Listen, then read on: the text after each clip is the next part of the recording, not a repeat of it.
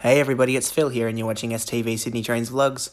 This is the fourth and final video that I've been given permission to share with you guys, even though you've probably seen it elsewhere. But yeah, this is of the first of the Series 2 Waratahs, set number B1, on its first night of testing. There's no sound to this video, so I've just thrown in some background music just to sort of fill in the void, I suppose. But yeah, I don't know if I've asked you guys this in a previous video. What do you guys think of the new Waratah livery?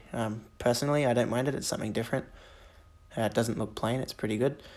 But yeah, anyway, enjoy the video. Give the video a thumbs up if you like it, and subscribe to Sydney Trains Vlogs. Cheers.